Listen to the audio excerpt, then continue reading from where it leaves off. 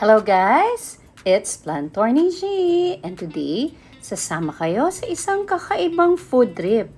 Yes, sa loob ng isang eroplano. At ang ganda ng kanilang mini airport. Eto, may check-in counter, may mga bags, may lounge, may waiting area, at may pa-boarding pass pa sila. Parang totoong magfa-flight ka. Life-size po ang aircraft. At ito, ang ganda nga niya. Parang totoong aeroplanong lilipad, oh. Ang sarap magpa-picture dito.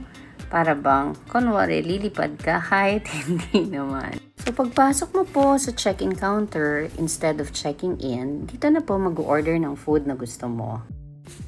Unfortunately, nakakain na kami dun sa Kamayan, sa Palaisdaan. Kaya eto, nag-dessert na lang kami. So, okay naman. We ordered dessert and coffee.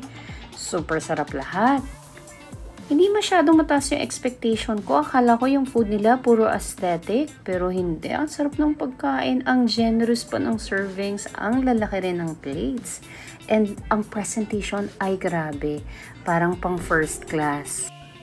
Tingnan niyo po ang setup. Ang ganda. May pa-chandelier pa sila. May mood lighting. Tas complete with airplane windows. At may pa-cockpit pa. Grabe. Ibang level.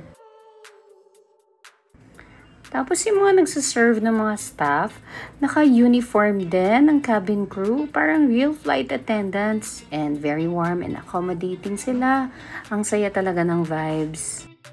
Dati ako nag-work sa airline, so medyo mataas yung standards ko, na-compare ko, pero wow, na-amaze ako. Ang galing, ang ganda, realistic siya. Tapos ang daming mga IG-worthy spots. Meron silang cockpit, tapos sa aisle, pwede rin, sa labas ng airplane. Humiram ka ng luggage, okay din. So, kumain ka na ng masarap, yun, nakapagpa-picture-picture pa. So, after a very satisfying meal, I can say na wow, exceeded talaga yung mga expectations ko. Kaya guys, kung nasa Quezon area kayo or naghahanap kayo ng bagong food trip destination, check nyo to, worth it talaga. Air Summit Gourmet. It's more than just dining, it's an experience you won't forget. Sobrang happy talaga kami after ng dining experience namin. Ito yung mga nandun ka pa nga sa place, balak mo na siyang balikan and dalhin yung mga ibang members ng family mo na hindi naka-experience nito because it's really worth it. Ang galing. So, ayan po. Bye muna for now till our next destination.